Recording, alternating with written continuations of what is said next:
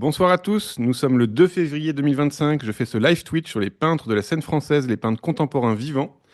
Et aujourd'hui, j'ai la joie et l'honneur de recevoir Damien Cabane. Bonjour Damien, Bonjour. je suis hyper heureux de reprendre une interview normale avec toi parce que voilà, je viens de voir ton exposition à la galerie Éric Dupont, on va en parler après.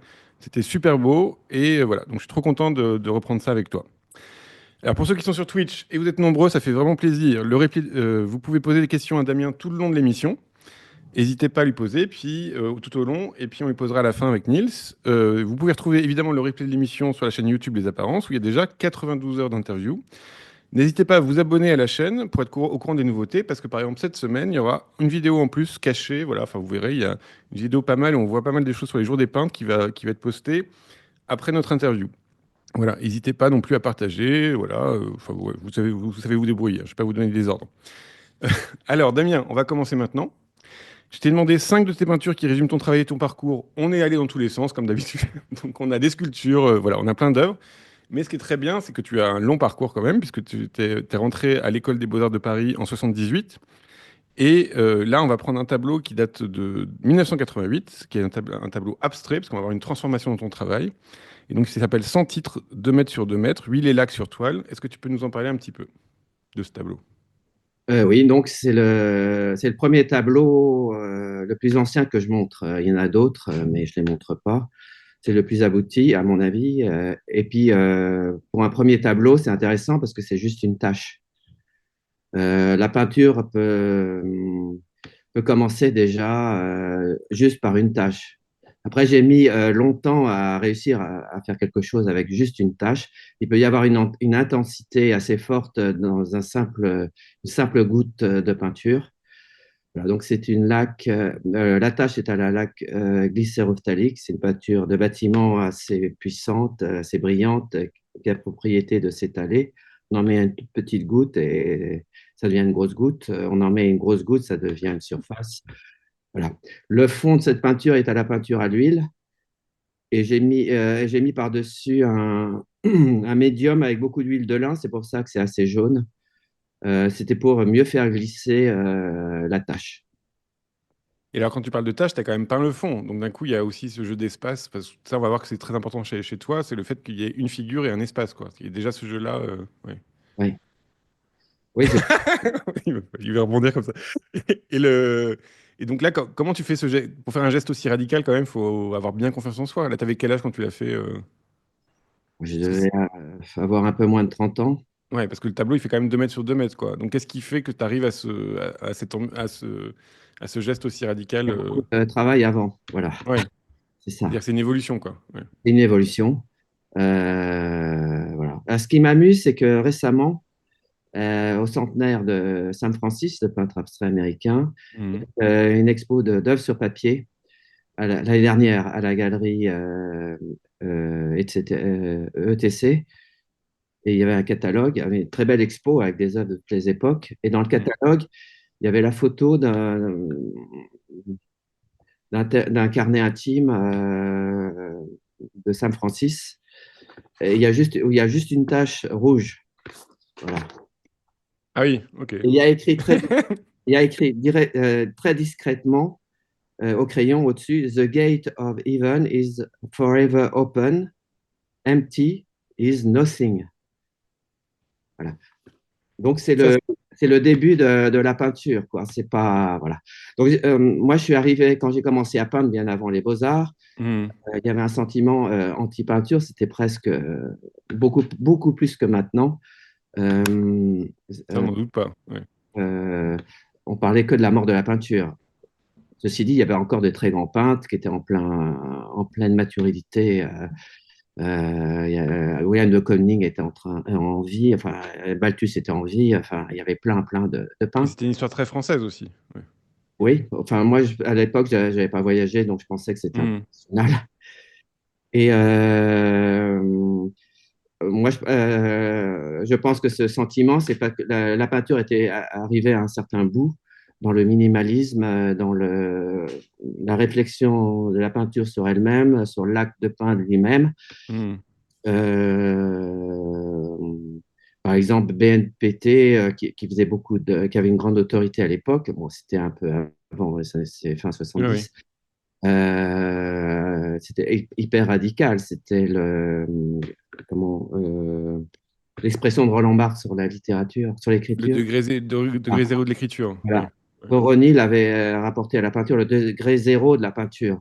Donc, dans cette ambiance, on parlait beaucoup de la mort de la peinture. Mais pour moi, le degré zéro, le zéro, c'est pas la fin, c'est le début. Hmm.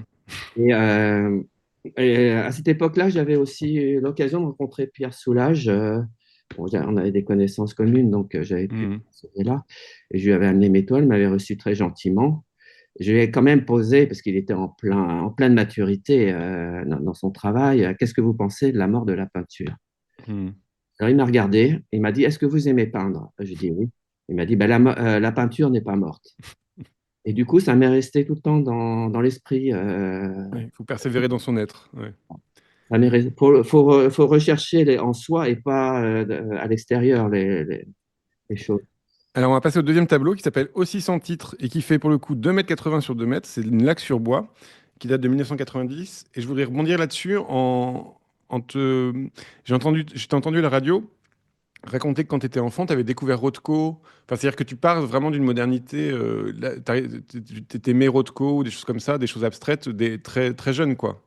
Oui, C'est euh, intéressant pour voir ton évolution, de voir que tu es parti oui, d'abord vers de 12, fin de la 13 modernité, ans, justement. Ouais. 12, 13 ans, en allant voir des expos par hasard au Palais de Tokyo, parce que Beaubourg n'existait pas avant. Et c'était le Palais de Tokyo Hmm. qui servait de musée national d'art moderne et d'expo temporaire. Et j'ai vu dans une salle une peinture de Rothko. Là, je suis carrément tombé à la renverse, une de celles qui est à Beaubourg, quoi, c'est-à-dire Hmm. la plus sombre, là, je ne sais plus le titre. Bon, dans la salle, il y avait un Fontana et il y avait un Bishop.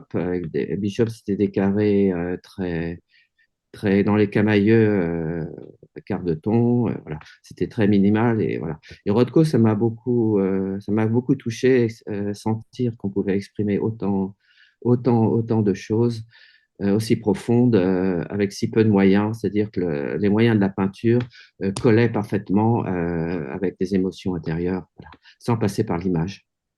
Et là, justement, dans ce J'ai tableau-là, il y commencé a. par l'abstraction, voilà. Ouais, et donc dans ce tableau abstrait que tu te présentes, donc sans titre qui date de 1990, il y a encore ce jeu d'espace et il y a aussi un jeu de densité des couches de couleurs. C'est-à-dire que d'un coup, le jaune, on sent qu'il est. Alors peut-être que c'est l'effet de la photographie, mais je pense pas. Je pense que le jaune est moins dense que le bleu, par exemple. Ce qui Euh, lui donne un effet de profondeur, non? oui, donc il y avait une grande théorie dans la peinture abstraite américaine, surtout défendue par Greenberg, c'est Mhm. la planéité de la peinture. On doit éviter tout effet de profondeur, tout effet de perspective aérienne. Ouais. La peinture, c'est une chose en soi, c'est pas une image d'autre chose, c'est pas une représentation, c'est une présentation, c'est un objet. Mais malgré tout, quoi qu'on fasse, on met deux couleurs côte à côte. Il y en a une qui viendra plus en avant et une qui viendra plus en arrière. Mhm. Et là, il y a un côté pli presque dans ces tableaux, parce qu'il est très grand, donc j'imagine que le corps est impliqué, quoi. On est en Oui, train de elle manger. est faite Ouais. au sol, à l'horizontale. Je Tu l'as verse, pas au sol? Ouais. oui. Ouais, ok. Sinon, ça aurait coulé tout de suite, hein. Ouais, bien sûr. Donc, je versais une série de petites quantités de dépôts de peinture, séparés les uns entre les autres et en grossissant, et se, ils se rejoignaient. Voilà. Hmm. Donc, au bout de quelques heures. Donc, Ah oui, ça mettait du temps à se très long. répandre, quoi. Ouais, Ouais, ok. très long. C'est pas du tout instantané. Et donc, ça évite le contour d'une forme. Bon, c'est dans l'esprit de Colorfield, quoi. À la différence que le Colorfield, la peinture était imprégnée dans le tissu de la toile, Hmm. c'est à peine préparé. Là, c'est du dur, c'est du bois très enduit et un côté beaucoup plus matériel. Voilà.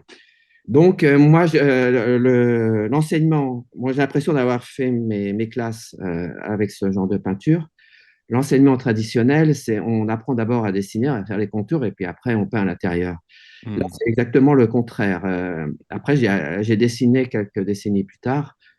Euh, Là, c'était vraiment la couleur par elle-même qui s'étalait. Je ne décidais pas voilà. Ceci dit, je recommençais beaucoup chaque peinture quand ça ne me plaisait pas.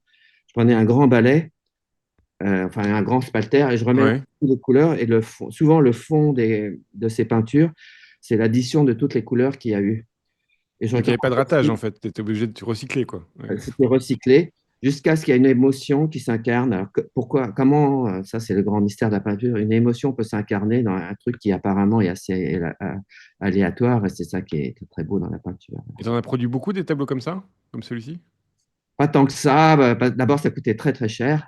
Bah oui, parce que En c'est. peinture. J'en Ouais. ratais beaucoup, donc je recommençais, que le budget était énorme, et aussi très très long à sécher. Très très long à sécher. Donc il fallait absolument que ça reste à plat, sinon la peinture Hmm. fumait.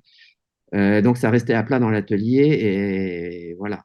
Bon, il y en a encore, il y a certaines où la flaque de peinture était assez profonde. Donc ça couche, ça sèche à l'extérieur et ça empêche l'air de rentrer à l'intérieur pour faire Ah oui, sécher. donc ça fait des petites ridules là, c'est ça? Ouais. Des fois, j'en ai qui ont mis 20 ans à sécher. Bah Mais ça, bon, c'est. pour aller plus vite quand même, je prenais un cutter, et autour de chaque tâche de peinture, je faisais une petite opération chirurgicale. J'ouvrais, j'enlevais la peinture et je recollais. Voilà. Sinon, ça faisait des grosses cloques, voilà. Et, Trop bien. quand on le mettait à la verticale. Et alors justement, J'ai fait plusieurs années, hein, ce genre de peinture. ouais. Et justement, après, tu as un peu trahi la surface puisque tu t'es mis au volume. Donc, comme on va voir avec le tableau, avec la sculpture, le plâtre peint hiver, qu'est-ce qui a amené ce mouvement-là de faire du plâtre peint, du volume? Ouais. Bon, ça m'a intéressé. La planéité de la peinture, comme on en parlait tout à l'heure, ça m'a beaucoup intéressé à un moment. Hmm. Ça devenait très, très oppressant. D'abord, vivre à Paris, dans un atelier, le mur, la rétine, le regard percute la toile, percute le mur de l'atelier. On sort dans la rue, ça percute toutes les façades de maison. Hmm. Donc, j'en pouvais plus de cette planéité, et j'avais besoin d'être, bon, c'est plus concret, hein, le monde est en 3 dimensions. Donc, je suis passé, en reprenant ce genre de thème, je suis passé au volume. J'ai fait beaucoup de plâtre. J'ai utilisé le plâtre, bon, c'est la manière très directe, plâtre peint, voilà. Peut-être que c'est une peinture en 3 dimensions. Nils, si tu peux nous montrer les photos d'accrochage aussi avec les tableaux à côté, que c'est les images qui suivent après. Et ça, ça s'est fait, tu l'as fait directement des volumes comme ça, très assumés ou enfin, encore une fois, j'ai l'impression que tu fais des grands gestes incroyablement assumés tout de suite, quoi. Donc comment ça s'est, Il y a des structures énormes. Bah, quand on est ouais, jeune, on a peur de rien, on est un peu inconscient, hein. ok. J'allais de squat en squat à l'époque. Alors après, quand on était expulsé, c'était tout un problème pour gérer ces sculptures. Oui, non, bah, j'étais un peu fou à l'époque. D'accord. Donc il n'y avait pas t'avais pas de Qui font questions. 4 mètres de haut, hein, c'est la folie. Je les ai toujours sur le dos, elle me pose problème. Parce que, Achetez-les, achetez-lui. Elles sont où là? Elles sont stockées où? il y en a un peu partout. Bon, la plupart maintenant est à 100 km de Paris. D'accord. Ouais. Dès que j'avais un ami qui avait une grange, on ne savait pas quoi faire, je lui ai dit, faut regarder. Ouais, une grange à Damien Cabane, trop bien. Et alors, on va passer à la transformation dans ton travail et je vous propose de regarder une vidéo de Damien en train de travailler et vous allez voir que ça a énormément changé. Donc là, on vous abat un peu les cartes comme ça d'abord en montrant Damien devant des poules et un dromadaire. On voit que les poules, c'est plus facile à peindre que les dromadaires et on en reparle après. Voilà. Donc, Mimi, si tu peux lui envoyer la vidéo avec le son.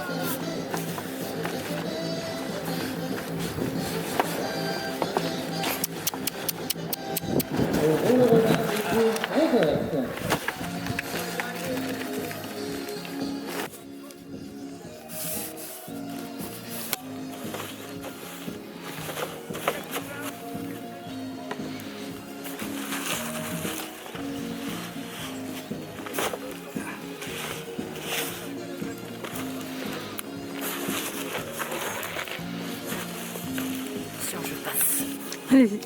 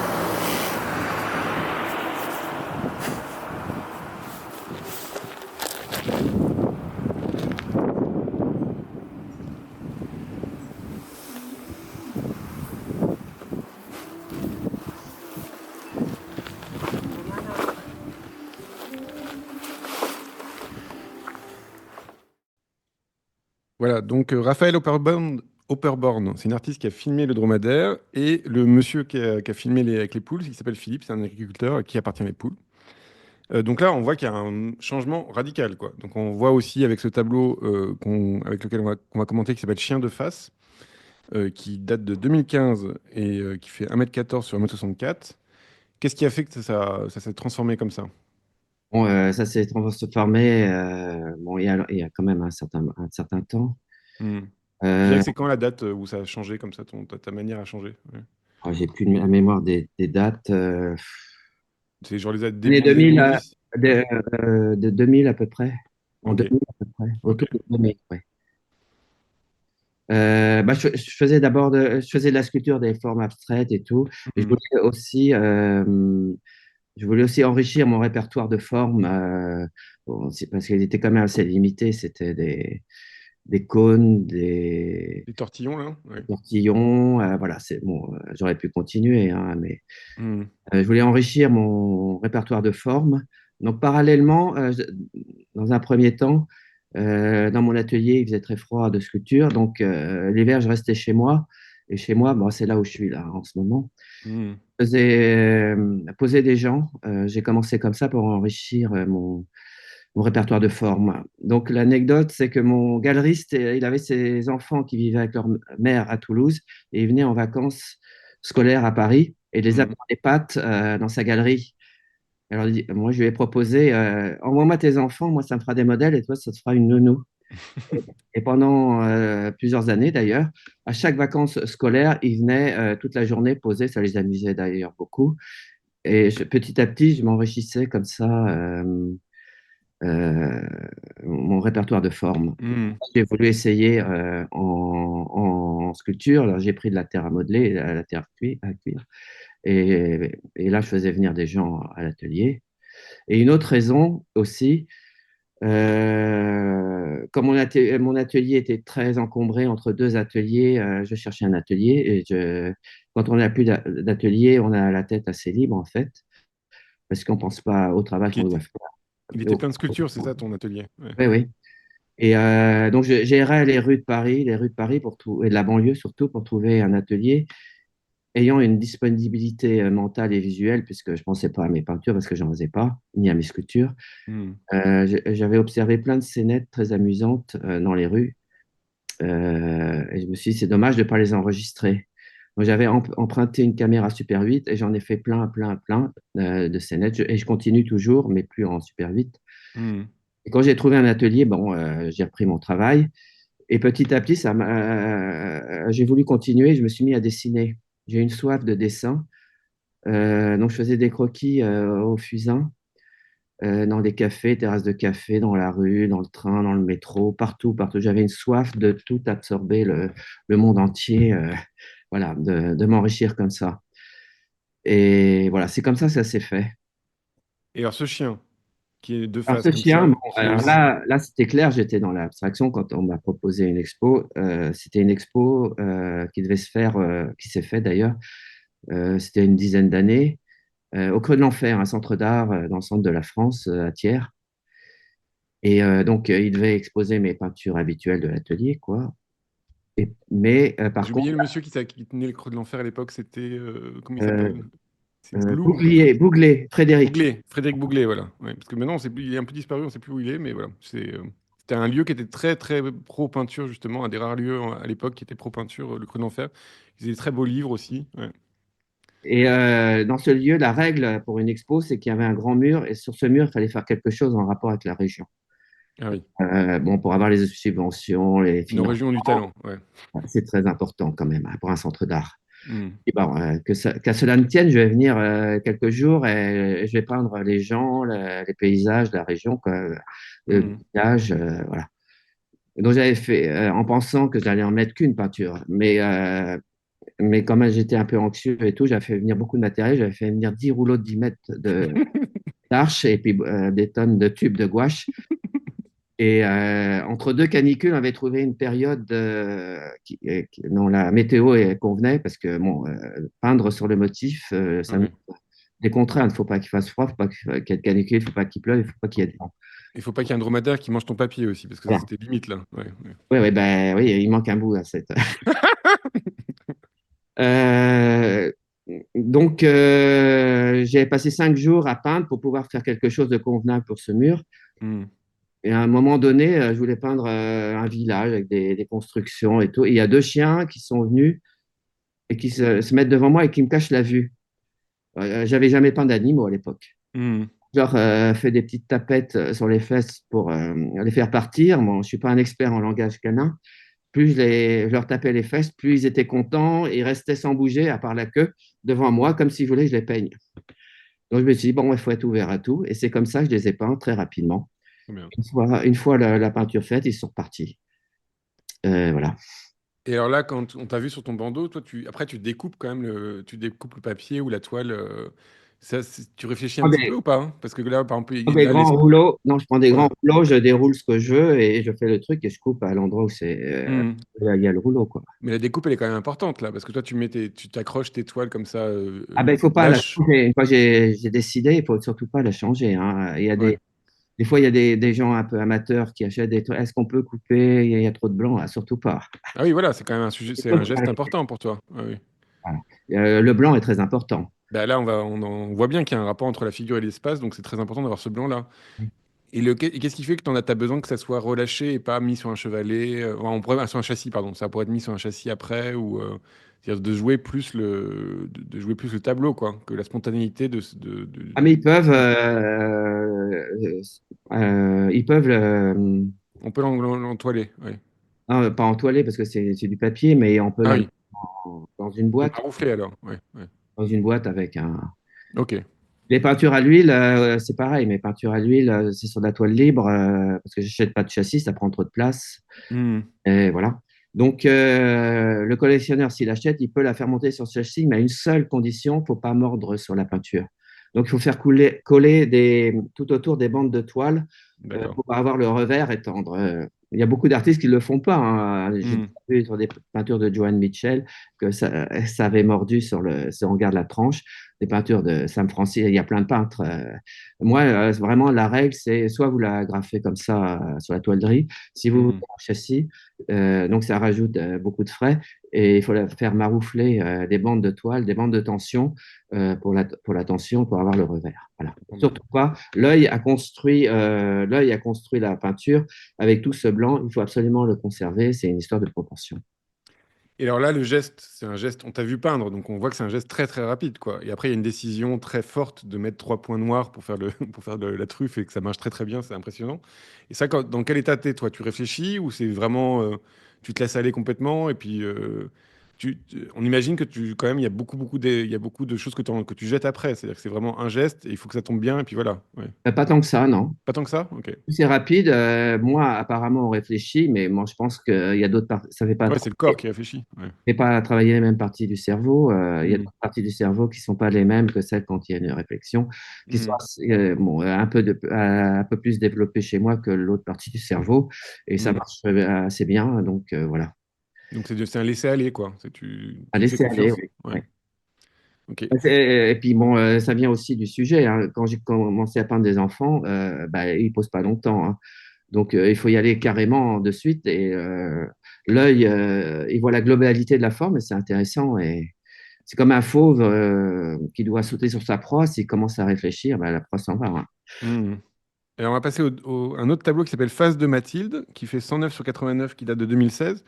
Et donc j'en profite pour ça. Quand tu fais ce genre de... Donc là, j'imagine que tu as un modèle qui s'appelle Mathilde, que t'es face à elle. Là, il y a quand même un track où il y a... Comment ça se passe pour que tu t'y colles comme ça? Parce que là, on imagine qu'il faut qu'elle soit bon tout de suite quand même. Donc comme tu m'as dit qu'il n'y avait pas d'erreur, il y a une espèce de mise en condition ou comment tu prépares tes couleurs Voilà, c'est de la avant? peinture après, donc il peut y avoir des erreurs. Celle-là, il n'y en a pas eu.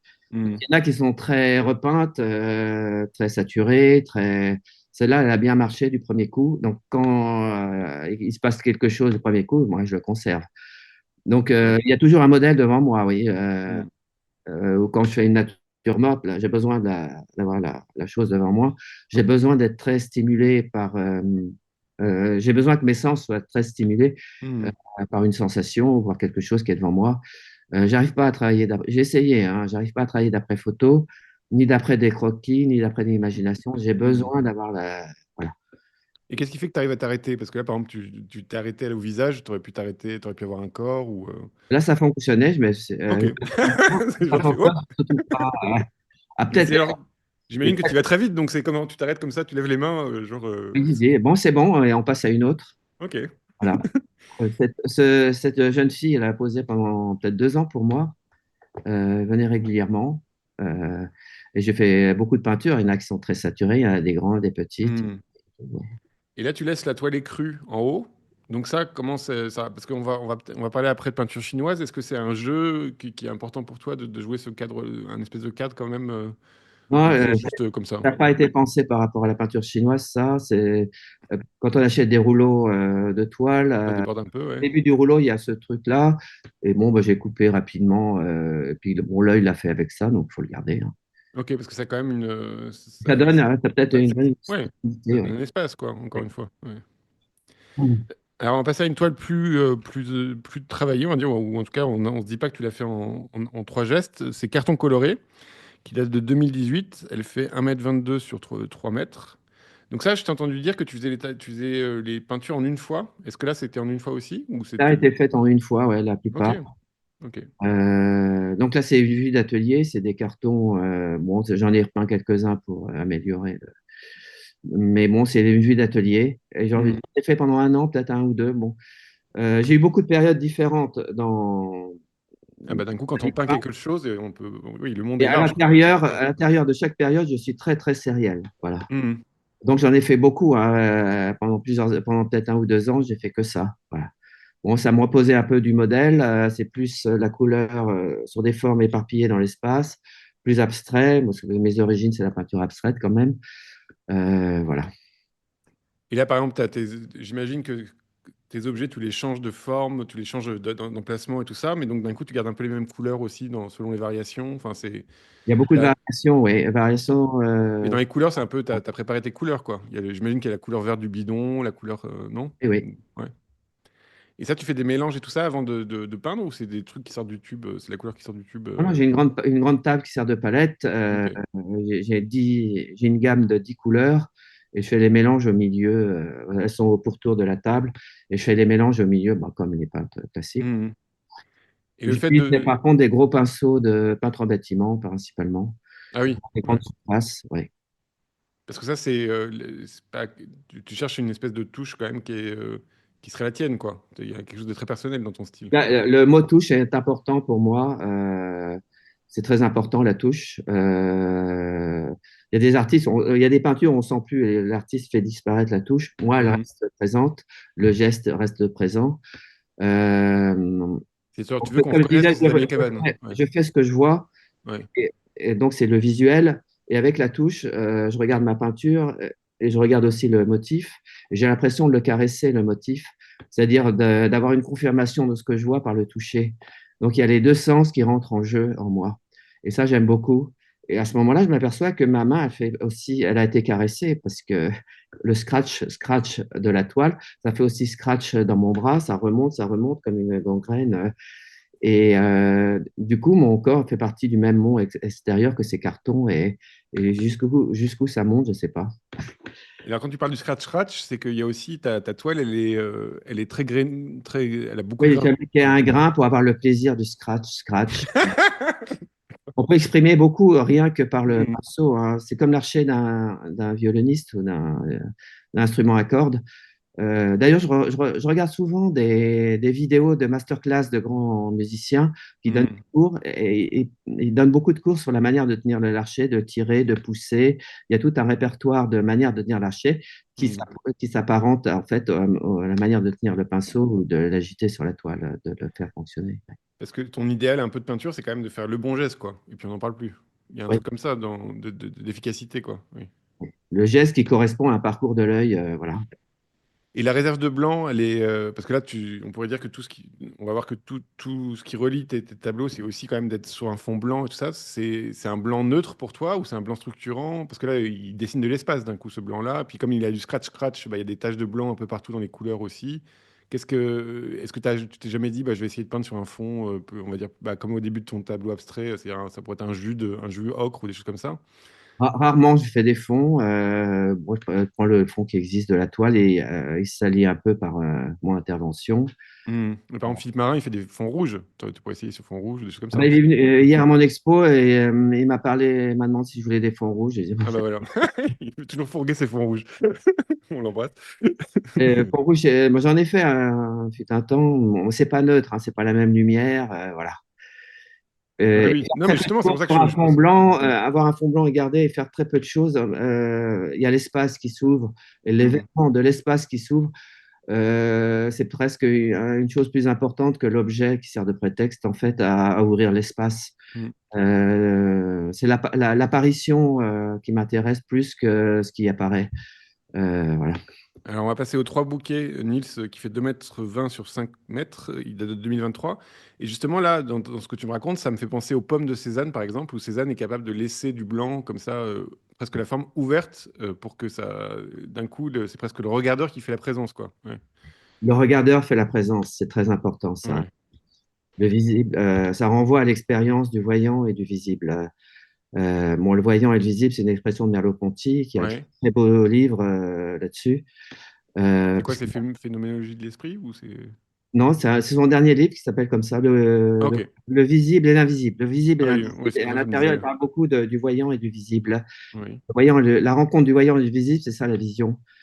Et c'est magnifique, hein, ce bouquin. Et on y retrouve des choses qu'on expérimente dans la peinture.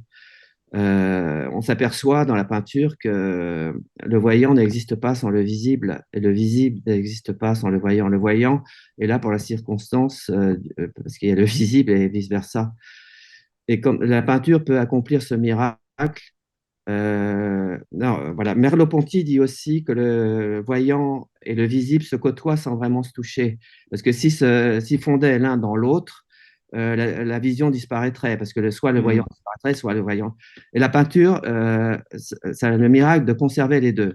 Par exemple, si on prend l'église d'Auvers de Van Gogh, il est évident que le visible, c'est-à-dire l'église d'Auvers, c'est Hmm. l'église d'Auvers. Il n'y a aucun doute. Il n'y a aucun doute que c'est Van Gogh aussi. Donc, Hmm. les deux se sont rencontrés. Donc, quelque part, il y a une espèce d'élévation parce que on voit ce que l'on voit. On voit un voyant. Le voyant que je suis me devient visible. S'exprime. C'est Oui. Merleau-Ponty, ça. Le voyant que je suis me devient visible.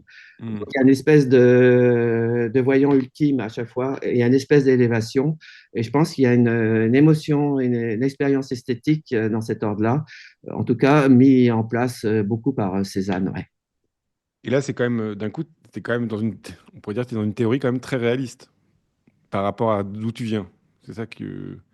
C'est-à-dire, tu joues sur un jeu de peinture, sur ce que c'est que la représentation en peinture. On n'est plus dans la Peut-être présentation à Greenberg. moins Ouais. réaliste parce qu'avant, c'était de la peinture, de la toile. Oui, alors ça, oui, Voilà. c'est ce que dit Mondrian. Il dit que Ouais. la peinture abstraite est Ah ben, réaliste, puisque justement, c'est que je des sais pas où est objets. le réel. Oui. Ouais, ouais. Mais là, tu as quand même un rapport. Ce que tu racontes, c'est un rapport au réel. J'avais besoin d'avoir quelque chose d'extérieur pour me stimuler. Hmm, Sinon, j'ai l'impression de tourner en rond. Bon, de faire une tâche, dire que c'est une tâche, bon, ça a été très bien pendant un moment. hmm. Finalement, on en vient un peu à des vérités de la palisse. Et je pense Une que tautologie. Ouais, ouais. je prends une tautologie. On peut penser à Monsieur Jourdain dans le Boujard gentilhomme qui veut se cultiver. Et le professeur de philosophie lui apprend à prononcer des voyelles et des consonnes. Du coup, il ne sait plus parler, quoi. Hmm, Il se rend compte que quand il parle, il prononce des ouais, consonnes et voilà, il ne sait plus parler. Donc, bon, j'ai appris mon langage en faisant des choses très simples, abstraites. Mais après, il faut peut-être faire quelque chose. J'aurais pu continuer. Moi, Viala, il ne s'ennuie pas, hein. Les dernières expos de Viala, ça fait 70 ans qui, déploie sa même forme. Mais je le hmm. trouve toujours aussi frais, hein. J'ai toujours ces dernières expos, je les trouve toujours aussi fraîches et voilà. Et Mais là, il y moi, a quand même un j'avais plaisir. besoin, donc on peut avoir un processus, en taille, il y avait un processus avec le pliage. Donc moi, j'ai choisi plutôt de peindre ce que je voyais comme quelque chose pour m'enrichir, pour me stimuler, pour sculpter. Alors, on va passer au tableau qui s'appelle Parterre de fleurs, qui est un tableau énorme, qui fait 1,14 m sur 904. Alors, c'est une gouache sur papier, c'est pas un tableau. Qui fait sur 9,14 m. Et là, il y a quand même, il y a quand même une question.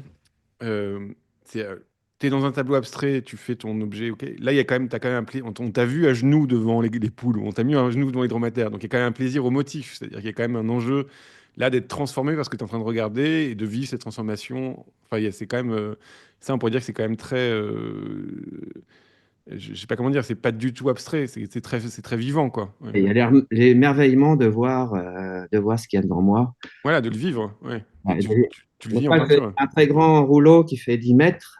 Hmm. Bon, il y avait le hasard qui faisait que le parterre de fleurs faisait la même taille. Ah, oui, d'accord.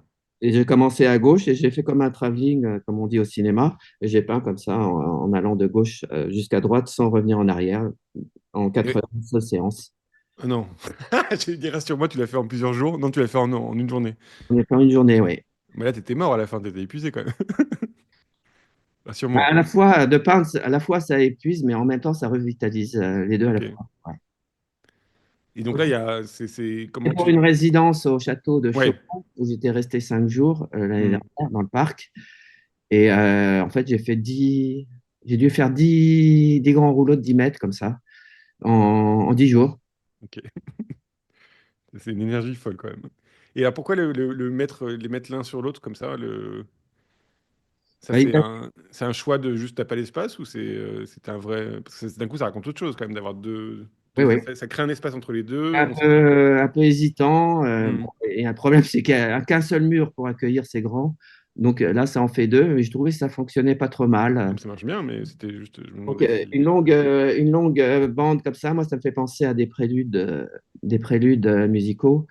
C'est-à-dire un motif qui se répète et qui se déroule dans le temps et dans l'espace. Et là, en mettre l'un au-dessus de l'autre, c'est peut-être comme un prélude avec deux fugues, voilà, comme on dit en musique. Bon, je suis pas un musicologue, hein, et qui se chevauchent. Et bon, là, ça fonctionnait bien. Donc, j'ai Mais il y a laissé. quand même quelque chose de très musical, enfin de la vitalité dans ta peinture. Il y a vraiment un truc de. Ça Ouais, explose, quoi. Ouais, ouais, il y a on entend les cymbales, quoi. ouais. Et là, par exemple, la gamme colorée, tu l'as décidé avant? Parce qu'il y a Pas quand moi, même. pas moi Ouais. qui l'ai décidé, c'est le parterre de fleurs. C'est le jardinier qui l'a décidé. Il a D'accord. beaucoup, il a fait tout le travail. Moi, j'ai fait que enregistrer ce qu'il avait fait, hein. Non, mais ce que je veux dire, c'est que t'as pas non plus 36 couleurs dans la manière d'organiser les choses. Donc ça, tu les as Il n'y en avait décidées. pas 36 sur le parterre. C'est les, D'accord. les T'as mêmes bouquets préparé. de fleurs qui se répétaient. Mais Euh, après, ma question, c'est que tu as préparé ta gouache avant. C'est-à-dire, tu as regardé le bouquet de fleurs, tu dis, J'ai moi, j'ai dit, besoin de ça, j'ai ça, pas ça et plus de 10 ça. couleurs sur ma gouache. T'as J'ai- quoi? J'en ai pas plus de 10 Ouais, c'est ça. Ouais, ouais. en comptant noir et blanc. Ouais. Mais ça aide à l'harmonie aussi, de ne pas avoir trop de couleurs. Ouais. Et là, pareil, le blanc, ça devient. C'est pas des choses qui. Le fait qu'il y ait du blanc partout, comme ça, que c'est vaporeux, ça, c'est important pour toi, quoi. Ouais. Ouais, moi, j'aime assez. Bon, après, ça peut devenir facilement un truc, mais bon, Hmm. j'aime assez les réserves blanches qui est entre deux. Voilà. D'accord. Quand on observe un paysage ou quelque chose, un ensemble de sensations qui s'assemblent entre elles. Qu'est-ce qu'il y a entre deux sensations? Qu'est-ce qui les réunit? Et quelque chose qui n'est pas, mais qui est à l'intérieur de nous. Hmm. Bon, les philosophes appellent ça le sens, je sais plus quand appelle ça. Bon, c'est a priori, c'est quelque chose d'a priori et pas d'empirique, voilà. Donc passer de l'empirisme à l'a priori, c'est quelque chose de très cher à Cézanne. D'ailleurs, il en parle beaucoup dans ses écrits. Et c'est quelque chose qui m'intéresse aussi. Et les plus belles peintures de Cézanne, en fait, c'est celle où il y a entre chaque sensation, hein, on parle toujours de ma petite sensation, entre Ouais. chacune de ces petites sensations, il y a un espace vide et il le représente avec la Tableau blanc. planche. Ouais. Ouais. Trop bien. Et on va faire une petite promo parce que tu as une exposition qui vient de commencer. Donc, on va voir si tu peux lancer la vidéo. Donc, c'est au 138 rue du Temple. C'est la galerie Éric Dupont. Donc voilà, je vous montre la rue parce que comme ça, vous osez y rentrer parce qu'il faut oser rentrer dans la galerie. C'est gratuit, n'oubliez pas. Voilà, c'est gratuit. Il y a des horaires très bien. Je pense que ça doit être 11h, 19h, un truc comme ça. Et donc là, ton exposition, elle dure jusqu'au 16 mars prochain. Et ça s'appelle Chaumont à Paris, puisque c'était des peintures de justement le château de Chaumont, c'est ça? Oui. Voilà. Toi, Presque toutes. À la rentrée, il y en a quelques-unes que j'ai fait à l'atelier récemment, à mais l'huile, ouais, ouais, à qu'on voit. l'huile, mais toutes les gouaches sur papier, ça a été fait à Chaumont. En Et- 5 jours, donc tu as expliqué ça. oui. Ça m'impressionne. Et alors, là, on voit la vidéo, mais comme ça, je peux te poser d'autres questions. Alors déjà, vous allez voir qu'on voit les pieds, on voit le pied de c'est Damien qui m'en a parlé quand je suis allé filmer, mais on voit ton pied, on voit tes traces de pied, voilà, donc tu laisses les traces comme ça, ouais. Oui, oui, bah, c'est des grands formats, on est obligé de monter Voilà. dessus, hein, J'ai vu que tu allais me dire que tu avais des grands pieds. c'est surtout les genoux, hein, il y a les pieds, Ouais. mais surtout les genoux. Voilà, les genoux qui prennent la peinture, donc ça fait des petites taches. Bon, ça fait partie du travail, je les laisse. Ouais.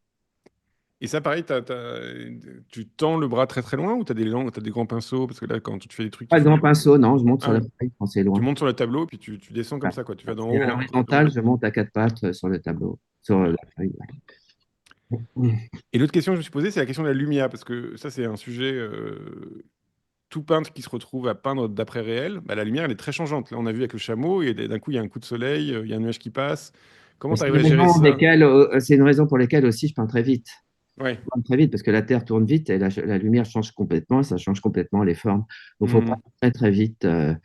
Par exemple, la grande, le politique qui est à la galerie, Ouais. Donc ça, c'est le... j'avais ouais. commencé le matin un peu de bonne heure et bon, le soleil se lève vite et au début du lever du soleil, la lumière change beaucoup, hein. Donc, à la fin, j'ai réajusté, retravaillé pour garder la lumière finale Hmm. de 13-14 heures. Voilà. Et par exemple, on peut dire que dans les paysages de Cézanne, il y a une espèce de lumière générale qui est presque une lumière. Alors moi, je pense que c'est une lumière divine, parce que je pense que Cézanne, contrairement, il était très religieux quand même. La Et messe tous les matins, bah et voilà. Et puis quand il parle de comme faire Andy des... Warhol d'ailleurs. Ah oui, comme Andy Warhol? Ok. Non, mais quand il parle de faire des cylindres et des carrés, tout ça, il dit sous le ciel de Dieu ou je sais pas quoi. Enfin, ça, c'est une phrase que la Ouais. modernité a enlevée, sauf que c'est quand même un... C'est quelque chose de sacré hein, dans la Ouais, peinture, je ouais. pense. Toi, t'es religieux? Bah, ma religion, c'est la peinture. D'accord. D'accord, c'est une très bonne réponse. Donc là, on voit encore les détails et tout ça. Mais donc, la question de la lumière, c'est toi, tu ne devrais pas faire une lumière de fiction, parce qu'il y a quand même, quoi qu'il arrive, vous êtes dans une lumière de fiction, c'est ça que je veux dire. C'est ça que Peut-être qu'on voit, c'est une fiction, j'en sais rien, mais bon, j'essaye de Hmm, faire ce que je vois. Je fais ce que je vois. J'ai l'impression de faire exactement ce que je vois, c'est tout. Je veux pas hmm. changer, j'aime pas du tout. Je déteste La fabrique. le Ouais. surréalisme qui change le réel. Hmm. Quand on fait, par exemple, Magritte, un ciel Ouais. de jour avec Ça, c'est un de paysage l'imagerie, de hein. nuit, Ouais. alors, ça perturbe un petit peu le mental, mais ça remet pas en question le réel parce qu'il n'est pas basé sur le réel. Hmm. Le réel n'est pas changé. Mais voir une pomme de Cézanne, c'est beaucoup plus, ça a une vibration ontologique beaucoup plus forte parce que pourquoi est-ce qu'il y a une pomme? Pourquoi qu'il y a quelqu'un qui voit une pomme? Pourquoi on a la vision d'une pomme? C'est beaucoup plus étrange, hein. Trop bien. Et on va passer à la deuxième partie. Et je t'ai demandé, on est dans un timing, mais alors parfait. Je sais pas qui est le présentateur, mais vraiment, il est fort. Je t'ai demandé une partie de l'histoire de l'art qui était importante pour toi. Et alors, tu sais pas c'est pas des pommes, c'est des kakis. Donc, c'est six kakis. C'est une peinture de Muki Fashang. Alors, j'ai rien compris ici. Alors, c'est Muki ou alors Muki Fashang. Voilà. Ça date du XIIIe siècle. C'est une peinture chinoise, une encre sur papier. Alors, bon, je pense que ça va être assez logique pour que tu vas nous l'expliquer, mais pourquoi cette encre? Bon, il aurait pu y avoir d'autres peintures. Bon, il fallait en choisir une. Bien sûr, ouais. En fait, c'est là, très jeune, à l'école, à la bibliothèque, où je devais avoir 12 ans peut-être, dans le rayon Histoire de l'art. Il y avait un bouquin sur la peinture chinoise. Et j'allais pendant la récréation toujours regarder cette peinture. Sur la couverture, il y avait cette peinture qui me fascinait. Je ne sais pas pourquoi. Euh, Là, voilà. J'ai retrouvé le bouquin Bah, récemment trop sur beau. Internet. C'est ce bouquin-là que j'allais tout le temps, dans les années 70, feuilleter à la bibliothèque de l'école. Trop mignon. Elle me La mise en fascine page, beaucoup. elle est très moderne en même temps. C'est très beau, la mise en page. Ouais, ouais. Il y a une simplicité dans cette peinture et elle est absolument magnifique. Le décalage du petit fruit pour laisser un espace vide entre les deux. Il y a Mm. différents gris. Une Euh, différente densité, bah, comme dans tes il peintures. y a une chose qui me fascinait aussi, comme dans la peinture orientale, il n'y a pas d'ombre portée, il n'y a pas de table. Mm. Cézanne, il a fait des pommes qui peuvent se rapprocher de ça, des aquarelles. Il y a la table, il y a l'ombre portée. Il n'y a pas d'ombre portée.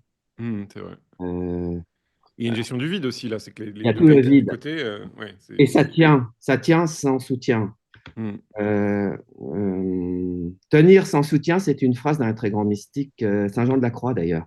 J'avais entendu sur France Culture un jour et j'ai tout de suite pensé à ce tableau. Je ne sais plus, c'est soutenu mais sans soutien ou sans soutien mais soutenu. Tout à l'heure, avant l'émission, j'ai essayé de regarder sur Internet pour avoir le sens, la phrase juste.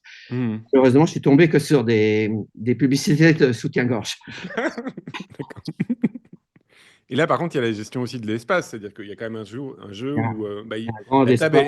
la table est liée puisqu'ils sont, elle est à un tiers de la composition, quoi. Ouais. Voilà. Il y a un très grand vide au-dessus, il y a une très belle proportion. Et toi, tu as étudié un peu le zen ou des choses comme ça qui pourraient. Non, non. Non? Après, quelques années plus tard, aux Beaux-Arts, Alors, c'est pas chinois le zen, mais il y a quand même ce truc-là de. Quand j'étais aux Beaux-Arts, il y a Pincas, le prof de technique, Abraham Pinkas, ouais. Ouais. qui venait d'être nommé, il était avant assistant, et il venait d'être nommé professeur parce que l'ancien professeur était parti à la retraite. Il Mhm. n'avait pas encore nommé un assistant. Il ne voulait pas perdre les budgets. Donc, il avait invité, il avait un ami qui était conservateur au musée Guimet, et pendant un an, il avait fait des cours sur la peinture chinoise, qui n'avaient rien à voir avec la technique. Il ne parlait pas de technique, ou très peu. Mhm. Et ça m'avait beaucoup, beaucoup intéressé à ce moment-là. Parce que là, on retrouve aussi ce truc de densité, ce jeu de densité, c'est-à-dire qu'il y Et a- c'est pas la même approche de Non, l'espace que la peinture occidentale, hein. bah, c'est pas si loin de ton tableau abstrait là où le jaune était moins dense que les bords. Là, on a un peu le même jeu on a une Ouais. espèce de dégradé comme ça de densité de noir qui part du milieu, quoi. Il y a quand même un truc d'équilibre, hein. Ouais, c'est La très beau. peinture occidentale, on commence par faire une épure géométrique de perspective, comme une Ouais. pièce de théâtre, et on place les objets. Là, c'est vraiment l'action de peindre qui ouvre l'espace au moment où on parle les objets. Donc, c'est pas du tout la même approche de l'espace. Ouais. Tout est là tout de suite, quoi. Ouais, il y a un truc. Alors, je t'ai demandé une peinture de l'histoire de l'art que tu n'aimais pas, que tu ne comprenais pas encore ou que tu rejetais. Et tu as proposé le tableau de Thomas Couture, Les Romains de la décadence, donc qui est au musée d'Orsay. Des fois, il y a un tableau de moi une fois par an, une fois, il y a un tableau de moi une fois devant. Alors pourquoi ce tableau? Qui, pour le coup, il y a de l'espace, hein. Ah oui, il y en a un peu trop d'ailleurs. L'espace vraiment dessiné et pas. Ouais, Toute cette peinture, moi je la connaissais pas, hein, étant jeune, elle n'était pas montrée. C'est que quand on a ouvert en 86, ouais. Ouais. Orsay que je l'ai découvert, hein. Donc quand on aime pas quand on s'intéresse pas, qu'on n'aime pas quelque chose, on l'oublie. Celui-là, Hmm. c'est quand même pas oublié. D'abord, c'est difficile, il est très grand. Et, bon, et puis c'est vraiment tout un mouvement qui a, important, historique, qui a vraiment existé. Et je vois beaucoup d'artistes actuels qui s'intéressent à cette peinture. Alors moi, venant de l'abstraction, pour moi, c'était pas possible, quoi. Et entre autres, Martial Rice, interviewé par Piguet il y a 1 ou 2 ans Ouais. à l'entrepôt. Martial Rice, il était complètement fan de cette peinture et il a complètement critiqué tout l'impressionnisme. Il ne savait pas dessiner. Cézanne, c'était un pauvre paysan. Par contre, Thomas Couture, lui, il savait dessiner, il savait composer. Et ils avaient bien fait de mettre ce grand tableau dans le hall d'entrée. Si on avait mis une cathédrale de Monet de Rouen, tout le hall, ça serait écroulé. Ok. Je ne sais pas si c'était vraiment sincère ou de la provocation. En tout cas, c'était très drôle, très très drôle. Et ben, pour moi, ce genre de peinture, bah, c'est vraiment pas mon truc, quoi. Hmm. Alors, par contre, Moi, je suis dans la sensation, hein, je suis très proche j'aime beaucoup l'impressionnisme. J'ai toujours bien été. sûr, bah, là, on a bien compris, je pense que Donc, c'est. voir le contraire comme ça, c'est quand même. Bon, il Et y a c'est limite. certaines peintures historiques, mais un peu plus anciennes, comme David. Je trouve ça magnifique. Hmm. Le couronnement de Napoléon, là, ce grand tableau, je le trouve absolument sublime, hein. Parce Il que y a moi, un Thomas Couture, sens j'aime bien quand même les tableaux d'esquisse ou des choses comme ça, parce que on voit le Manet, on voit ce que Manet a appris de lui, parce que c'était son ah prof, oui. il l'a Ah ben, quitté. les esquisses de tous ces peintres, elles sont bien, hein, Ouais, souvent. hein, franchement, Thomas Couture, ses esquisses, les portraits et tout ça, c'est quand même très, très réussi, Ouais, quoi. elles Et sont, là, ce qui est bizarre, c'est qu'en plus, c'est même pas si technique que ça, parce que par exemple, la colonnade en haut, Sinis peut montrer, voilà, elle est tremblée en fait. Alors, je sais pas si c'est une question de tension de la toile ou pas, mais en tout cas, c'est même pas droit. Voilà, la colonnade est pas droite, quoi. Mais bon. Ok. Alors, je t'ai demandé un livre, un film, une musique qui a nourri ta pratique, et tu m'as proposé Jean-Sébastien Bach, Prélude et Fugue numéro 2 en C mineur, interprété par Edwin Fischer au piano. Alors, Nice, je t'ai mis le lien Spotify qu'on mettra aussi sur la chaîne YouTube, en bas de la chaîne YouTube, puisque maintenant, il y a Spotify. Pourquoi ce morceau très très beau? Enfin voilà, pourquoi? donc, entre le choix d'un livre ou Ouais. Ouais. d'un cinéma ou de la musique, par rapport à ma peinture, je me sens plus proche de la musique que de la littérature. Ça ne viendrait jamais à l'idée d'illustrer une page de Balzac. Bon, Hmm. je peux apprécier beaucoup, mais ça ne viendrait jamais à l'idée. Moi, c'est la sensation, hein, qui m'intéresse. Et je ressens beaucoup d'affinité avec la musique, moi en particulier la musique de Bach. Euh, la musique de Bach avec un même motif qui est répété et retourné dans tous les sens, dans des tonalités différentes. On parlait tout à l'heure de mon grand, de ma grande gouache là, Ouais. Musical, ouais, de de fleurs. variation. Ouais, ouais. Bah là, vraiment, là, j'entends vraiment un prélude de Bach, quoi. Euh, Ça t'arrive de travailler en musique ou pas? je l'ai fait pendant longtemps quand j'avais un atelier qui avait pas de voisins. Maintenant, c'est interdit pour moi, et donc je vais surtout pas en mettre pour pas parce que moi, je ne supporterais pas la musique des voisins. Hmm. La moindre des choses, c'est pas en mettre, et finalement, c'est beaucoup mieux. La peinture fait une musique, donc on peut pas mettre une musique et en faire une Bah, t'as besoin de ton scrooge là. T'as besoin de. là, il y a le scratch du pinceau, ça suffit, voilà. D'accord. Et par contre, quand t'écoutes de la musique, c'est quand alors quand tu peux Au t'écouter. concert, j'écoute de moins en Oh, moins des tu vas au titres. concert. Ok. Je vais au concert. Bah, j'habite à côté de la Philharmonie, donc c'est très bien. Ah, trop bien. Ok. J'y vais très souvent. C'est comme une peinture, j'ai besoin de la voir en vrai. Le Hmm. motif, j'ai besoin qu'il soit devant moi, pas une photo. Et la musique, j'ai besoin de ressentir dans mon corps toutes les vibrations de la matière musicale, hein. Une symphonie avec toutes les basses et contrebasses, on le ressent. On Ok. perd beaucoup, beaucoup dans un disque, voilà. Donc, je vais au concert, c'est le meilleur moyen de. Très chic. Et en plus, ça doit te charger en énergie là en plus. Ça me sert beaucoup en énergie, oui, Hmm. même beaucoup la musique contemporaine. Quand j'étais dans l'abstraction avec juste des choses très, très dépouillées avec presque rien, bah, j'écoutais beaucoup des musiciens avec presque rien, beaucoup de silence comme John Cage, Morton Feldman, Giacinto Chelsea. Après, quand j'ai commencé à mettre des personnages, j'écoutais plutôt de la musique de chambre, surtout quand je faisais poser des enfants, Hmm. des quartets de Brahms, de Schubert, voilà. Et maintenant, avec mes grandes compositions, bon là, on les voit pas, mais il y en a beaucoup très, très chargées, l'espace très rempli de fleurs. Je suis plutôt dans les symphonies. Donc, les bouquets de fleurs, Hmm. j'imagine des Ce qui est drôle, familles c'est que il y a un peu, qui se il y a un peu ce répondent. débat-là avec les musiciens et l'harmonique, la question de l'harmonie enfin, Oui. il y a des débats entre musiciens, musicologues sur est-ce qu'il faut l'harmonie ou pas. Il y Je a un me peu ce jeu-là rappelle entre la figuration et l'abstraction en peinture. Ouais. Ouais. Je me rappelle avoir. Bon, j'étais dans l'abstraction il y a une vingtaine d'années, ou même plus, hein. C'était la dernière œuvre d'Olivier Messiaen pour orgue qui était interprétée à Notre-Dame. C'était la première performance. Et pendant tout le concert, je voyais mes peintures, à chaque morceau défiler. Il y avait soit des toutes petites taches comme ça, Hmm. soit des assemblages de taches avec le même motif répété comme ça, soit des gros assemblages de. Et j'avais été avec un copain compositeur qui connaissait Olivier Messiaen. Mhm. Et elle a dit, ben, on va lui dire, ça va lui faire plaisir. On lui a dit, il va faire un grand sourire. Parce que lui, il a la synesthésie. C'est-à-dire quand il voit Ouais. une couleur, il entend un son. Et quand il entend un son, il voit une couleur. Il y a des vidéos, on le voit, il joue du piano. Il a dit, ça, c'est du violet avec une tache de rouge. Et voilà. Lui, c'est absolument évident, hein. Voilà. Ok, trop, trop bien. Et toi, tu en connais beaucoup des compositeurs de musique, justement? On ne connaît presque pas. T'en connais presque pas. Ok. On connaît Ouais, voilà. leur musique, quoi. Ok, ouais, tu connais les contemporains, ouais. Ouais. Alors, je t'ai demandé un livre sur l'art qui t'a influencé et tu m'as proposé Écrits et propos sur l'art de Henri Matisse. Alors, on a déjà pas mal parlé dans cette émission. Alors, pourquoi ces écrits et propos sur l'art d'Henri Matisse? C'est un livre, quand j'ai commencé à peindre dans les années 70, il venait d'être édité. Bon, je lis presque pas, hein, sur la peinture, hein. Je le dis tout Hmm, de suite, je lis presque pas. Ça m'ennuie. Mais ce livre m'avait beaucoup éveillé, beaucoup intéressé. Il est magnifique.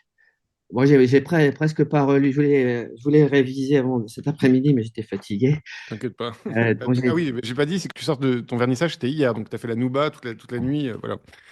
et, ce qui me plaît beaucoup, c'est pas du tout dogmatique. C'est au jour le jour devant chaque peinture. Hmm, Il donne ses impressions avec une très très grande sincérité, beaucoup d'acharnement, beaucoup de travail, pas de labeur dans le sens négatif, mais voilà, on peut en trouver un passage, hein. Bon, c'est- Et toi, t'écris un petit peu aussi ou pas du tout? non, ben, mon galeriste, de temps en temps, il veut faire parce qu'il veut pas les faire, des dossiers de presse, des Ah oui, express, moi, j'aime pas ça. Voilà, je tombe presque par parfait. hasard. Qui a vraiment quelque chose à dire et est poussé par son émotion, par laquelle il est conduit à faire son œuvre, en rapport avec ses propres qualités.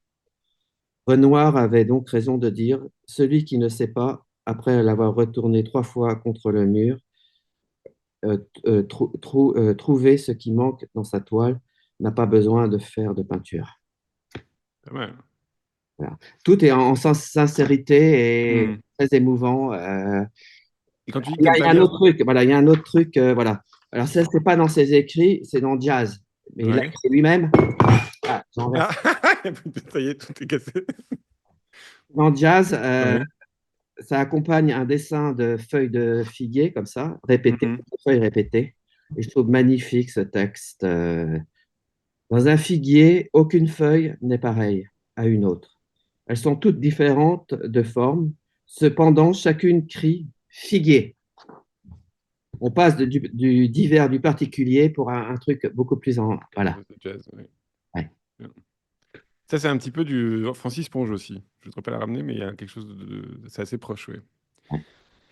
Je t'ai demandé une peinture contemporaine que tu aimais, et tu m'as proposé une peinture qui s'appelle Goya's Lantern de Stanley Whitney, qui date de 2012, 1,82 m sur 1,82 m.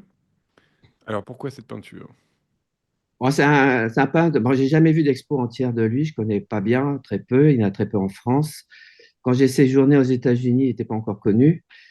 À chaque voyage aux États-Unis, j'en ai jamais vu, mais j'en vois à chaque fois à la FIAC à Paris ou dans d'autres foires. Et j'ai toujours été devant ses peintures. Bon, je crois que je connais pas grand-chose de ses peintres. Je sais qu'il a à peu près 80 ans. Et il peint toujours il peint toujours la même structure avec la même toile depuis des décennies. Hmm. C'est très Avec un jeu fidèle. d'espace aussi, pour le coup, Ouais, qui est- ouais. ouais. De jeu de profondeur, de cases. On ne sait pas si c'est des cases ou des surfaces. Ouais. Et moi, j'ai eu, bon, on l'a pas vu avant la sculpture et après mes tâches, j'ai eu une période d'aplat Oui, coloré.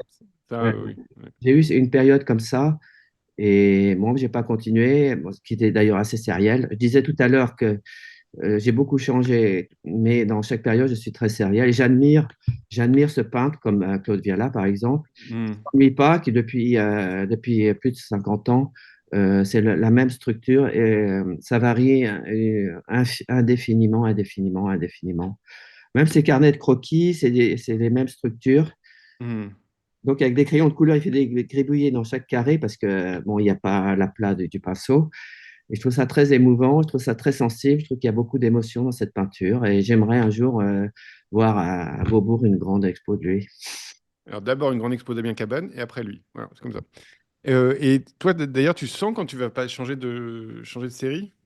comment ça devient sensible que tu te sens perdre l'envie ou de faire On le fait tableau de un trop? envie. Ouais, Bon, puis il y a toujours un événement extérieur qui m'aide à faire le pas. d'accord. Ouais, c'est bien. Quand j'ai arrêté la peinture pour faire la sculpture, j'ai trouvé un grand hangar de peinture, très délabré qui contenait pas, c'était trop vétuste pour faire De la peinture? la Ouais. peinture. Il n'y avait pas de mur, c'était des briques, vous pouvez rien accrocher. Donc j'ai fait de la peinture, j'ai fait de la sculpture pendant 15 ans, jusqu'au jour où je l'ai rempli. Après, donc j'ai cherché un autre atelier. J'en ai trouvé un, mais avec des marches, des petites portes, donc ça pouvait pas du tout aller pour la sculpture. Donc je me suis dit, au Beaux-Arts, j'avais fait sculpture et peinture.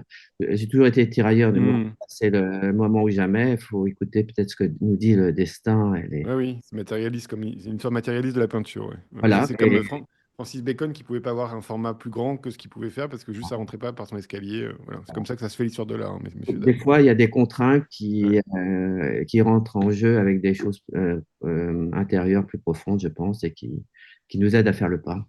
Alors, je tiens à dire que Paul Cézanne, lui, il avait fait dans son atelier qui est à Aix-en-Provence, il a une fissure dans son atelier pour pouvoir sortir des grands tableaux géants de son mur. Il a fait un trou dans son atelier. Mais voilà, on peut aussi s'adapter, quoi. Je t'ai demandé une peinture contemporaine française que tu aimais, et tu m'as proposé un tableau de Jean Laube qui s'appelle Chevron croisé 2. Il fait 30 fois 22 cm. Et alors, ça, pour le coup, c'est très cézannien aussi, comme un peu, je trouve. Il date de 2024. Alors, pourquoi ce petit tableau? Moi, je trouve que c'est important de parler de ce peintre parce que la plus grande qualité de sa peinture, c'est la discrétion et c'est aussi le fait elle est pas visible ou très peu. Là, il y a une expo en ce moment qui est jusqu'au 5 Jusqu'au 5. février, rue Ouais, Guéneau, à la galerie Bernard Jordan. d'accord. Ouais. 35 ans qu'il n'avait pas eu d'expo personnelle en galerie à Paris. Il y a 35 ans, à l'époque, c'était la meilleure galerie de Paris, c'était Éric Fabre. Et Hmm. voilà, c'est quelqu'un de très discret et ça se voit dans sa peinture, c'est tout en sensibilité, c'est très. Il est issu de support surface, il a beaucoup côtoyé les peintres de support surface, il est du sud. Et il y a un prolongement quelque part. Moi, je le vois comme peut-être le Morandi de support surface. Et voilà, cette œuvre est très belle. Il y a comme les pommes, comme les kakis de Mookie, il y Hmm. a quelques gris, voilà. Mais aussi un Il y a jeu une grande de. réflexion sur l'espace aussi parce que Ouais. c'est un relief. Donc, il y a à la fois la perspective qui est tracée et en même temps, il y a l'épaisseur du carton. Donc, il y a, comme dans un bas-relief, il y a les deux approches de l'espace. Et puis c'est Et presque une illusion d'optique, hein. C'est que Sinus peut le mettre en large. C'est-à-dire que moi, je m'en étais pas rendu compte en installant le dessin, l'image que je m'en suis rendu compte, c'est qu'on peut creuser l'espace, le renverser. Enfin, il y a un truc, c'est très subtil, quoi. Ouais. Et c'est quelqu'un de très humble, sa peinture est très humble, elle est très touchante, très importante à cause de ça, hein. Moi, je pense toujours à Morandi quand je vois sa peinture dans l'abstraction. Morandi qui n'est jamais sorti de sa chambre, Avec ses trois sœurs. Ouais. penseur. Une Ah, il peinture, était obligé de passer par la chambre des sœurs. Ça, c'est un truc un peu bizarre, la mais ouais. peinture la plus discrète qui soit au monde. Mm. Et pourtant, il y a en permanence une expo de Morandi hein, dans le monde entier. Alors, en ce moment, il y en a une à à Giacometti, au musée Giacometti, là. Ouais, ouais. Ouais. Il y en a tout le temps dans le monde entier. Mm. Voilà. Donc, ça fait plaisir de voir que des fois, des choses discrètes, à la longue, finissent par être. Donc, je recommande d'aller voir cette expo. Faut se Allez voir les dépêcher. sensibles. Ouais. C'est jusqu'au 5 février. Il faut se dépêcher, hein. Si vous êtes à Paris, c'est jusqu'à mercredi. Alors, Nils, j'ai vu beaucoup de questions passer, donc on va les faire maintenant, hein. Il y a même une question que j'ai pas osé poser moi, parce que j'ai vu qu'elle était posée, donc je vais te laisser Nils la dire. J'étais frustré de ne pas pouvoir la poser, mais bon. Est-ce que tu Oui. peux nous donner quelques questions, Nils? Oui, très bien. Première question, dans quel atelier étiez-vous aux Beaux-Arts de Paris? Alors, en sculpture, j'étais à l'atelier de Georges Jean-Claude Ouais. et en peinture, Olivier Debray. Ah oui, Olivier Depré, ok. Après, j'ai testé d'autres ateliers, mais je ne suis pas resté longtemps, mais principalement, c'était ces deux-là. Et l'ambiance au Beaux-Arts, c'était comment? Alors, toi, c'était en 78, autour de la peinture et tout ça, c'était comment Ah ben, les professeurs étaient des peintres, hein. Ouais. Il y avait pas de photos à l'époque, il n'y avait pas de C'est vidéos, arrivé en 84, je crois, la photo il au n'y avait pas Beaux-Arts. il y avait pas d'installation. C'était pas du tout ouvert sur l'art contemporain. Donc, la peinture, bah, c'était très bienvenu, un peu trop presque. Hmm. Il y il y avait encore des peintres. Bah, il y avait aussi, oui, des peintres figuratifs et tout ça. Il y avait plein de Il y choses. avait Caron comme peintre Caron, figuratif. ouais, voilà ce que j'allais Sinon, dire. c'est plutôt des peintres abstraits. Donc Caron, c'était post-Balthusien, on peut dire. Ouais. Hein. J'ai fait un petit séjour dans son atelier d'ailleurs. À Caron? Eh oui. Ok. Et bon, bah, plutôt aller chez Olivier Dehaye, un peintre abstrait, mais qui peint dans la nature, qui nous a toujours beaucoup encouragé à peindre dans la nature. Lui, Hmm, toutes ses peintures, même les plus grandes, sont faites dans la nature. S'imprègne des sensations qu'il a dans l'espace. Voilà. trop bien. Une autre question, Et Nils? Jean-Claude, il avait Ah, l'esprit très pardon. ouvert. Il avait un amour de la terre, Hmm, mais il était très, paradoxalement, il était très ouvert sur l'art contemporain. C'est le seul de tous les beaux-arts où, si on voulait, on pouvait faire de la vidéo, de la photo, des installations. Donc, je trouvais ça plus vivant que. Voilà. Et lui, il faisait des petites photos, des petites peintures, des petites sculptures de moines, c'est ça? Enfin, il a Oui, fait des oui, grosses d'ailleurs. Il y en voilà. a une qui est à Jaurès, là. Oui, oui, Ouais. oui. Une Mais autre il question? est très ouvert. Il voulait en fait que ses élèves fassent l'art contemporain que lui ne faisait pas, quoi. Il avait quelque chose de très ouvert chez lui. Ok. Nils? La méthode de peindre sur le sol est-elle inspirée de la peinture chinoise ou davantage des peintres abstraits américains évoqués au début de l'entretien? Donc, c'est plutôt pour des raisons pratiques. À l'époque où C'est je plus faisais, simple. à l'époque où je faisais des tâches de peinture, si je pouvais pas les faire, il fallait que ça soit à l'horizontale, à Ça la coule. verticale, Ouais. tout aurait coulé, ça aurait été complètement autre chose. Hmm. Et quand je peins dans la nature, bah, je me mets au sol. C'est pas de la toile, c'est pas des toiles tendues sur le châssis, c'est quelque chose Hmm. de mou, c'est du papier. Donc je le mets au sol avec une pierre à chaque coin. Comme ça, au moins, ça s'envole pas. Et c'est pour des raisons pratiques, principalement, je pense. Ouais. Et dans le carton coloré, là, tu avais des giclures quand même par terre. Donc ça, c'était de l'huile. Donc ça, les giclures, c'était dû à... Tu En l'avais carton peint... coloré, c'est fait à la verticale. Ah oui, voilà, c'est ça. Ouais. Toutes les peintures à l'huile sur toile, on voit les bouquets de fleurs et tout ça, Mhm. c'est fait sur non, c'est fait sur de la toile libre, agrafée sur une grande planche, laquelle est posée sur deux chevalets. C'est à la Ok. verticale. Moi, j'aime bien la verticalité parce qu'il y a un face à face avec sa toile. Mhm. Et Le là, à ce face- moment-là, la giclure, elle te dérange pas trop. Pardon? La giclure, tu en joues, tu la gardes. Donc Ça ne me dérange pas du tout. ça Ouais. te dérange pas du tout. Ouais. Parce que ça crée aussi un espace. Ça crée un espace, Mhm. ça rappelle la pesanteur qui est un élément important Ouais. du La monde. persistance. Une autre question, Nils? Oui, une question par rapport à Face de Mathilde. Quelle était la réaction du Motal après la séance? Est-ce qu'elle appréciait? Après cette peinture précise, je ne me rappelle plus, hein, mais elle apprécie beaucoup de venir poser. Hein. Les modèles apprécient beaucoup de venir poser. Ils me racontent leur vie. C'était une jeune étudiante qui avait besoin d'argent de poche. Et moi, j'avais pas Mhm. de modèle. Je prends jamais de modèle professionnel ou rarement. J'aime pas du tout ça. Je préfère des gens du monde quoi, qui n'ont pas l'habitude de poser, qui prennent pas des poses stéréotypées qu'on fait faire dans les cours de dessin. Toi, Euh, t'as pas de trac éthique à leur montrer ce que tu as fait? Enfin, y a pas de, t'as pas d'angoisse sur comment ils vont réagir ou non, non, t'en fous? j'ai pas d'angoisse. Non, ça se passe toujours très bien. Ok. Ils me racontent beaucoup leur vie. Hein. J'ai l'impression d'être un peu Un psy? Ouais. un psy. Ils me racontent beaucoup leur vie. Bon, moi, je peins. Je parle pas, je peins, j'écoute, je peins. Et après, je leur montre leur propre image. Et peut-être que ça a c'est un effet thérapeutique. Je pense qu'il y en a beaucoup, ils m'ont dit ça. Pas toutes, mais beaucoup m'ont dit que ça avait un très grand. Il y en a une qui a posé plusieurs années, elle était en pleine dépression. Elle Mhm. venait très souvent, elle me racontait toute sa vie et à chaque fois, je montrais l'image qu'elle me renvoyait. Et en plus, je la payais, donc c'est un psy qui paye en malade. Et C'est bon, complètement à voir. après, sa vie a changé, tout allait bien. J'étais à son mariage et sa mère, à son mariage, m'a beaucoup remercié de tout ce que j'avais fait pour sa fille. Trop mignon. Et moi, j'ai remercié sa mère d'avoir fait une aussi belle fille comme modèle. Trop bien. Et quand tu fais une séance de pause, tu fais vraiment beaucoup de pauses. Alors j'imagine que tu fais beaucoup de Ouais. Par exemple, si tu fais un visage, t'en fais combien par exemple si elle dure Bon, après, ça dépend des peintures. Moi, Ouais, les séances, c'est 3 heures, 3 heures et demie, 4 heures. ouais. Plus je suis fatigué, voilà. C'est déjà pas mal. Ouais. Donc, j'ai besoin, hein, j'aime pas je pourrais pas un modèle qui faire juste une peinture de 5 minutes et le modèle s'en va. J'ai besoin de vraiment me poser dans la peinture. Hmm. Voilà, donc, c'est des séances de 3 heures en Et moyenne. même pour le modèle, c'est compliqué à ce moment-là, c'est un peu long. Mais Ouais. elle ne pose pas 3 heures de suite, la même pose. Hein. Ouais. Ouais, oui, non, mais j'imagine bien, mais il se laisse aller. Des fois, je les reprends quand c'est pas réussi du premier coup, elle sèche une semaine. Hmm. Il y a un temps où je travaillais plus longtemps, j'étais moins rapide, je travaillais plus longtemps mes modèles. Donc, il y avait celle du lundi, celle du mardi, celle du mercredi, celle du jeudi. Et elles séchaient pendant une semaine et après, je les reportais. Après, il y avait un petit problème technique. Des fois, la peinture n'était pas finie. Puis elles revenaient une semaine après, elles avaient été chez le coiffeur, donc c'était plus la même tête. Elles revenaient avec pas les mêmes vêtements parce qu'ils étaient à la laverie. Voilà. Donc, je me dis, il faut apprendre à peindre en une seule séance. Et tu préfères les modèles féminins ou modèles masculins?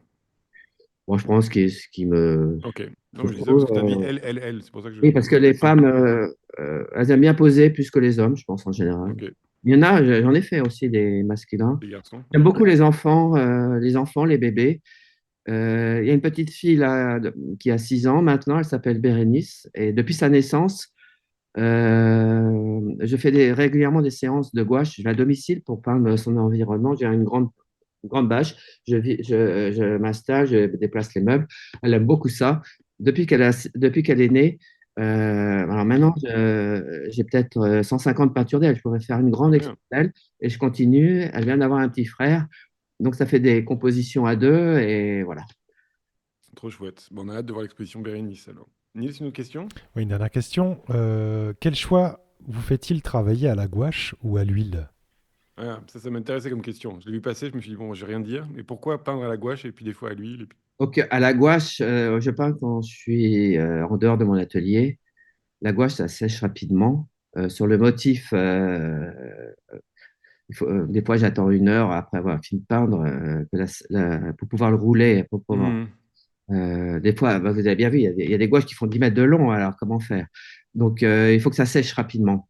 J'aurais pu prendre de l'acrylique. Jamais aimé l'acrylique, jamais réussi à faire quoi que ce soit avec l'acrylique.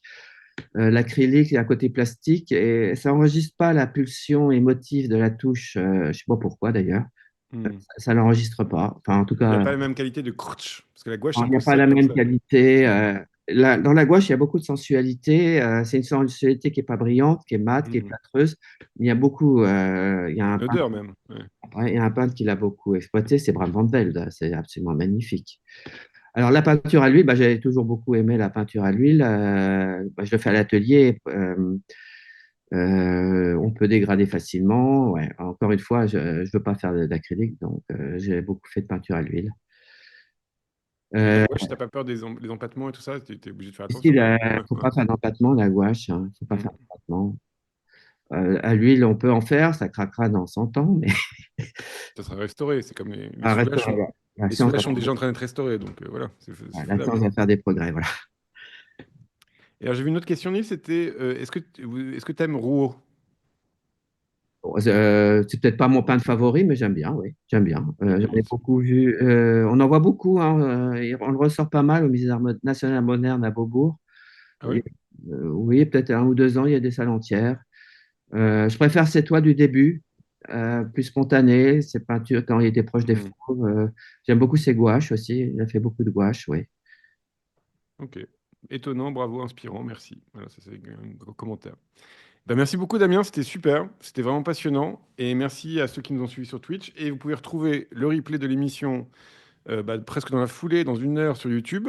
Et n'hésitez pas à vous abonner, parce que vous allez retrouver une vidéo, une conférence que j'ai donnée sur le jour des peintres. Vous allez voir, il y a plein de vidéos du jour des peintres, on voit plein de trucs inédits et tout ça. Donc n'hésitez pas à vous abonner. Et puis merci à Nils pour la réalisation et bonne soirée.